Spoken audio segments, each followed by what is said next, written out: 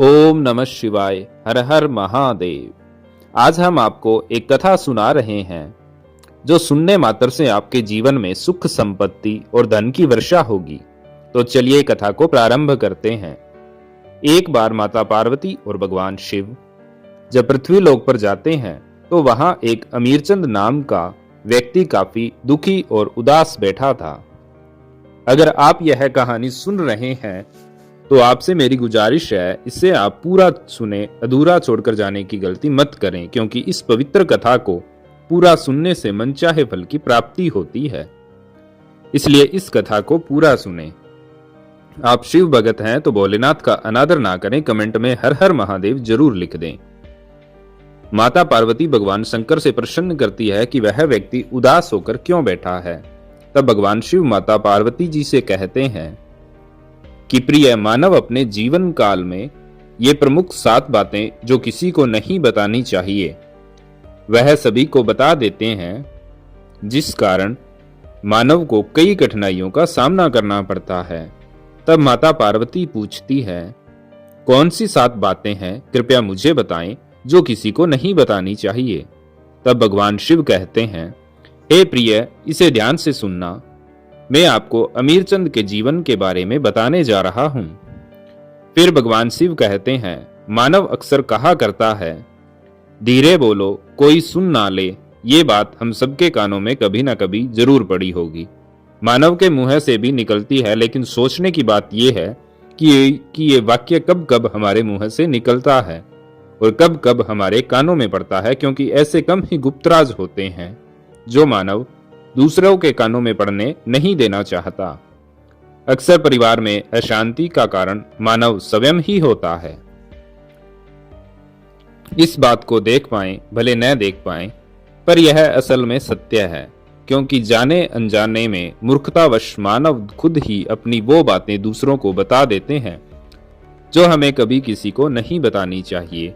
और वही बातें जो जाने अनजाने में वह किसी दूसरों को बता देते हैं, वही दुख का कारण बन जाता है, वही झगड़े का कारण बन जाता है, और फिर वही बातें बाद में पछतावे का कारण भी बन जाती है कि ये बात किसी को बतानी नहीं थी, मैंने भूलवश लोगों को बता दी और यह मेरी ही गलती थी।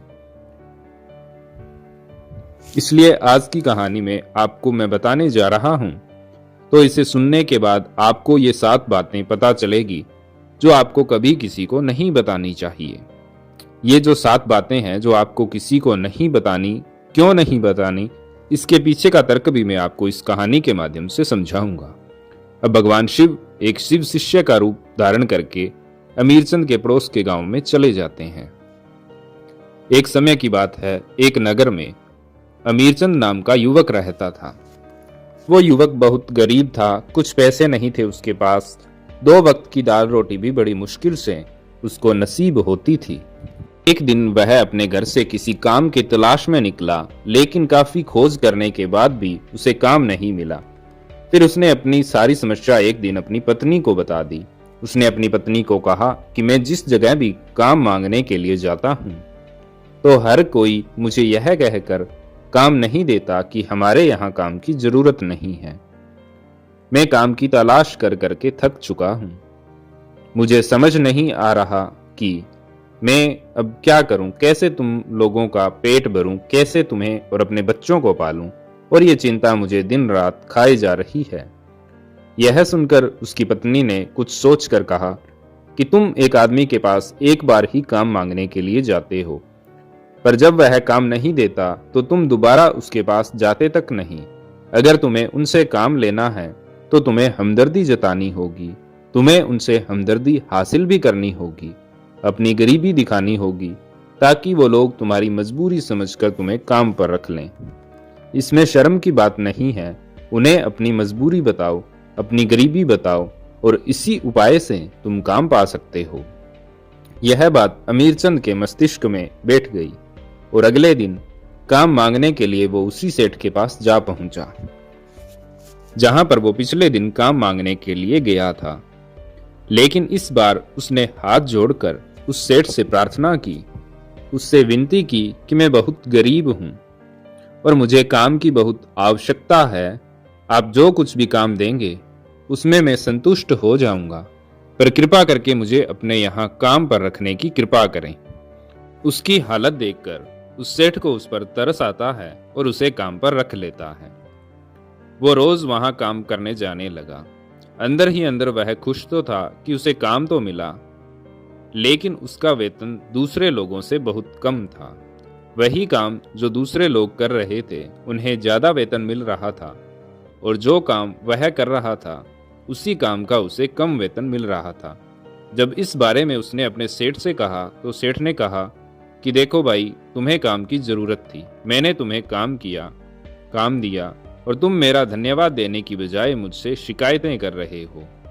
ये कैसी इंसानियत हुई।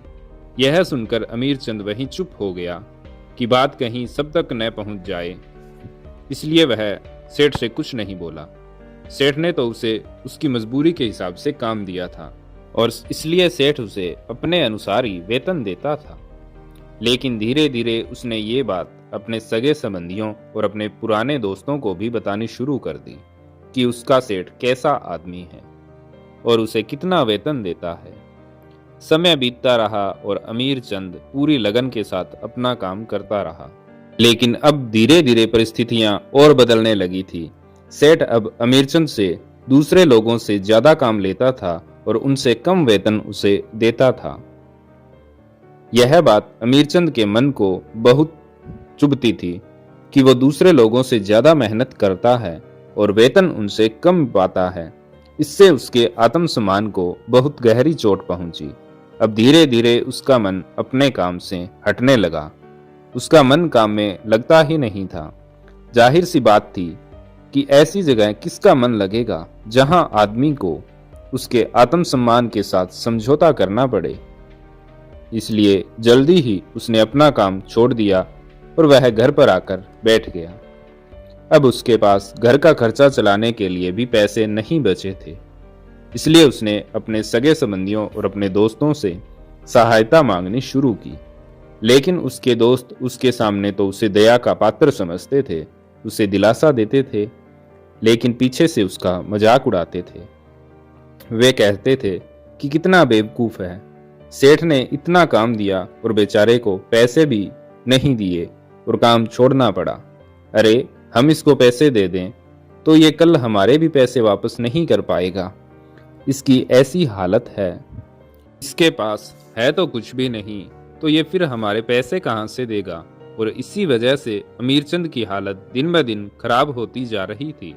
तो दोस्तों ने भी उसकी सहायता करने से मना कर दिया था, और इस वजह से वह दिन रात तनाव में रहने लगा। वहीं सगे संबंधी जो उसे दया का पात्र समझ रहे थे, उसके ऊपर तरस खा रहे थे, लेकिन कोई भी सहायता करने के लिए आगे नहीं आता। सब लोग ज्ञान देकर चले जाते, और अक्सर ऐसा ही होता। ज्ञान देने वाले तो बहुत मिल जाते हैं, लेकिन मदद करने वाले, उंगली पकड़कर, हाथ पकड़कर साथ चलने वाले कितने लोग होते हैं। एक दिन उसे पता चला कि पड़ोस के गांव में एक शिव शिष्य आया हुआ है जो बहुत ही धनी है। अमीरचंद इतना तनाव में था कि उसे कोई रास्ता नजर ही नहीं आ रहा था, इसलिए जाने अनजाने वह उस शिव शिष्य के पास पहुंच जाता है। वहां पहुंचकर वह सीधे उनके पैरों में गिरकर रोने लग जाता है। वह रोते रोते उन्हें अपनी सारी परिस्थिति बताता है। उन्हें बताता है कि किस तरह उसके सेठ ने उसका फायदा उठाया और उसके सगे संबंधी उसके साथ कैसा व्यवहार रखते हैं। सारी बातें सुनकर शिव शिष्य ने उसे चुप कराते हुए कहा कि बंदे, ये सारी समस्याएं तुम्हारी बुद्धिहीनता, तुम्हारी मूर्खता के कारण ही उत्पन्न हुई है। अगर तुम्हारे अंदर विवेक होता तो इनमें से एक भी समस्या तुम्हारे चित्त को कभी दुखी नहीं कर पाती, लेकिन तुमने अपने अविवेक के कारण, अपनी मूर्खता के कारण खुद ही अपने रास्तों में कांटे बिछा दिए। आज मैं तुम्हें 7 बातें बताता हूं जो भूलकर भी किसी को मत बताना और इन बातों का अनुसरण करना। ये बातें तुम्हें बाहर से मिलने वाले दुखों को दूर कर देगी, जो बेवजह दुनिया की वजह से तुम्हारे अंदर दुख पनपने लगा है। पहली बात जो किसी को नहीं बतानी चाहिए वो है अपनी मजबूरी। अपनी मजबूरी का दिखावा करके दूसरों की दया का पात्र बन के उनकी सहायता लेने की गलती कभी मत करना। मेरे बच्चे, हो सकता है कि आज वो तुम्हारी मजबूरी देखकर तुम्हारी सहायता करें, लेकिन कल वो तुम्हारा फायदा उठाने से नहीं चूकेगा, और अगर फायदा भी नहीं उठाया तो दूसरों के सामने तुम्हारा मजाक बनाने में वो आदमी कोई कमी नहीं छोड़ेगा। इसलिए कभी भी अपनी मजबूरी का दिखावा मत करो। अगर घर में 2 रोटी है, सूखी रोटी है, तो वह भी खाकर सो जाओ, लेकिन दूसरों को इसके बारे में भनक तक नहीं लगनी चाहिए। जरा आप कुछ मजबूरी बताने का प्रयोजन होता है। एक इंसान का या तो दूसरों से सहानुभूति हासिल करना या उनसे कोई आर्थिक मदद चाहना, लेकिन अगर दोनों ही परिस्थिति देखें तो दूसरा आदमी आपका फायदा उठाने से नहीं चूकेगा, और अगर वो फायदा नहीं उठाएगा तो अपनी नज़र में तो वो आपको तुच्छ और मूर्ख ही समझेगा, बेवकूफ़ समझेगा तुम्हें, तुम्हारी कभी इज्जत नहीं करेगा, दूसरों के सामने तुम्हारी कोई इज्जत नहीं रहेगी। इसलिए अपनी मजबूरी के बारे में कभी किसी को मत बताना। दूसरी बात जो किसी को नहीं बतानी चाहिए वह है अपनी अतीत की गलतियां और अपने भविष्य की रणनीति। जरा सोचो, अगर हम अपने अतीत की गलतियां किसी दूसरे को बताते हैं तो उसका क्या प्रभाव होगा। वो गलतियां ठीक तो नहीं की जा सकती, जाहिर सी बात है, तो उन्हें बताने का क्या फायदा। मेरे बच्चे, आप अपने अंधेरे पक्ष को खुद दुनिया के सामने बता रहे हो, खुद अपनी गलतियां दूसरों के सामने बता रहे हो। इससे उस आदमी की नज़र में आपका एक चरित्र गठित हो जाएगा और वो भविष्य में आपको हमेशा उसी नज़रिए से देखने लगेगा। इसलिए उसके दिमाग में आपकी एक गलत छवि बन जाएगी और आपको वह अलग तरीके से देखेगा। इसकी वजह से आप व्यर्थ में परेशान होंगे। अपनी भविष्य की रणनीतियां अगर आप दूसरों को बता रहे हैं, जो लोग आपके काम का हिस्सा नहीं हैं, उनके सामने अपने भविष्य की रणनीति और अपनी डींगें हाँकने का क्या फायदा। उन लोगों को आपकी सहायता तो नहीं करनी है, लेकिन आपकी भविष्य की रणनीतियों में वो बाधा जरूर बन सकते हैं। आप खुद अपने विवेक का इस्तेमाल करिए और सोचें कि आपके साथ भी ऐसा हुआ होगा कि आपने अपने भविष्य की रणनीति किसी को बताई हो और वो कामयाब ही ना हुई हो। जरूर ऐसा कभी ना कभी हुआ होगा। जब आपकी कोई रणनीति फेल हो जाती है तो लोग आपको एक हारा हुआ इंसान समझने लगते हैं और आपकी इज्जत करना बंद कर देते हैं। तीसरी बात जो आपको किसी को नहीं बतानी चाहिए वो है कि अपने घर की बात किसी को नहीं बतानी चाहिए। जो भी हमारे घर के अंदर आपस में बातचीत होती है, हमारे माँ बाप के साथ, अपनी पत्नी के साथ, अपने बच्चों के साथ, वो बातें परिवार तक ही सीमित रखनी चाहिए। उन बातों को दूसरों को बताने से कोई फायदा नहीं होता। वो दूसरे आपके घर में घुसने का उन्हें एक मौका मिल जाता है और वह इसका फायदा उठाने से कभी नहीं चूकेंगे। वो आपके परिवार के सदस्यों को आपसे दूर लेकर जाने की कोशिश करेंगे। अक्सर ऐसा होता है, हम समाज में देखते हैं कि हम अपने घर के झगड़ों को कम करने के लिए उन झगड़ों को अपने पड़ोसियों और दूसरे सगे संबंधियों को बता देते हैं, लेकिन इससे आपकी सहायता कभी नहीं होती, बल्कि आपकी घर की लड़ाई को एक बड़े झगड़े में तब्दील होने में वक्त नहीं लगता और ये बातें आपकी जगजाहिर हो जाती है। अगर आप अपने माँ बाप की बात दूसरों को बताते हैं तो इससे आपके माँ बाप को भी बुरा लगेगा कि हमारा बेटा हमसे बताए बगैर दूसरों को ये बातें बता रहा है। इसलिए अपने घर की बातें और अपने घर के लड़ाई झगड़ों को अपने तक, अपने परिवार तक सीमित रखें, किसी को मत बताएं।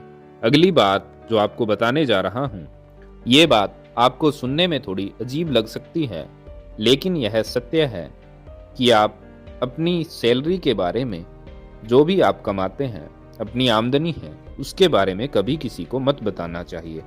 आमदनी न बताने के पीछे का कारण यह है कि जरा सोचिए कि आप अपनी आमदनी अपने दोस्तों को बता देते हैं तो जब आपके दोस्तों को जरूरत होगी तो वह आपको याद करेगा, वह आपके पास आएगा और अपनी मदद के लिए कुछ आपसे राशि मांगेगा, यानी कि जिसे हम उधारी कहते हैं।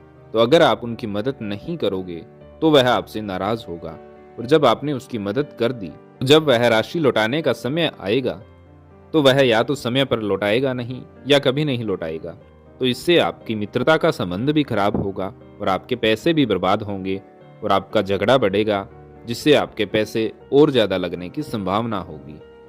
तो इसलिए आप अपनी आमदनी को भी गुप्त रखें, इसे किसी से मत बताएं। अगली बात जो आपको किसी को नहीं बतानी चाहिए, उससे भी अपनी आप गांठ में बांध लें। यह बात है, आपकी कमजोरियां जो भी है और जो भी आपकी ताकत है, वो आपके अलावा किसी और इंसान को पता नहीं होनी चाहिए कि आपकी कमजोरी क्या है, आपकी ताकत क्या है, आपको बीमारी क्या है।